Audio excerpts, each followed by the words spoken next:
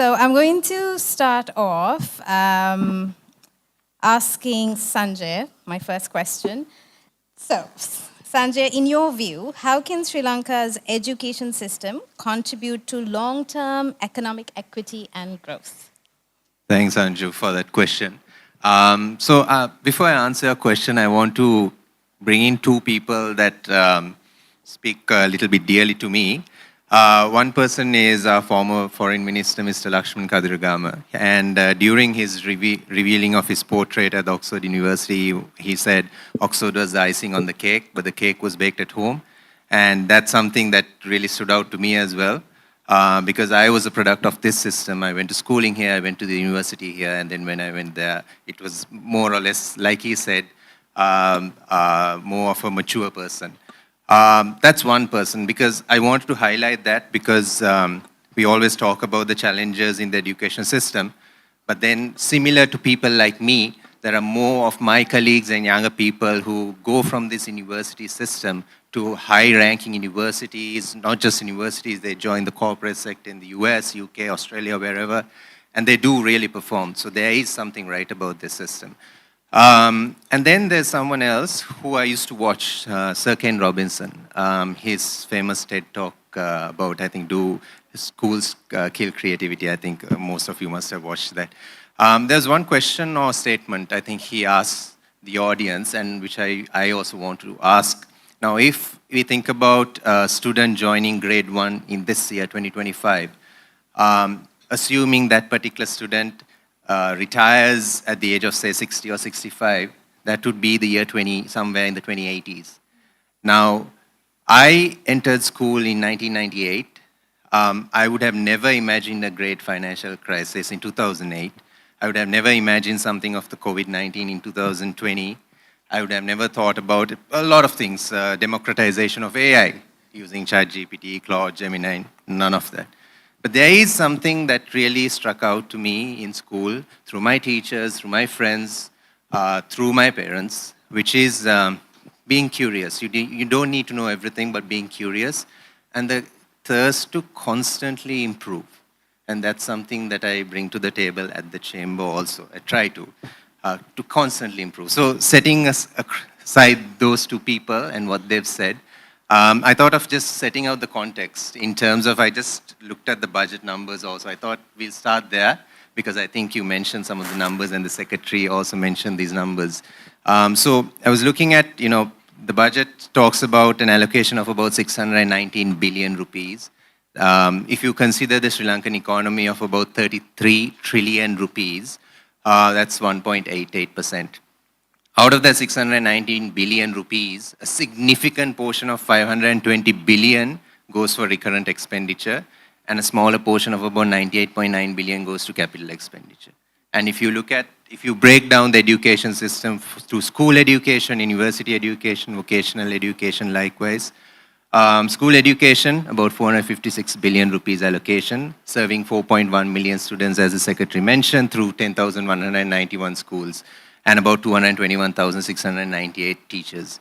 Then you go to university, 173,118 graduates served by 19 government universities, allocation of about 135 billion, employing about 11,000 academic staff. And then you have vocational education, about 110,000 students. So that's kind of the context. Entrepreneurship to me is a very interesting thing because during my university time, one of my friends who I was studying with, who did mathematics, I used to struggle in math, even at the university level. And he would always tell me my problem was that I look at a problem in a very problematic manner. That's the main issue I had. Rather than looking at a problem in that way, maybe try and be excited about it, see what you can do about it, think of ways, free your mind, and be creative.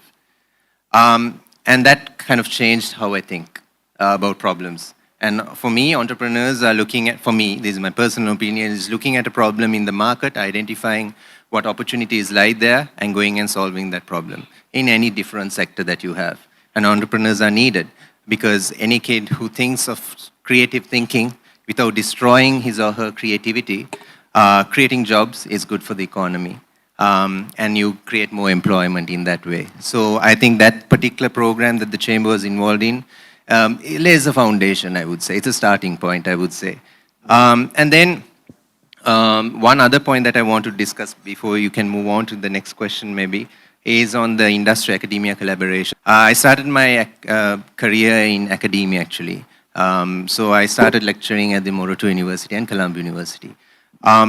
Moroto was very interesting, and I want to highlight that university for me personally because I started there also.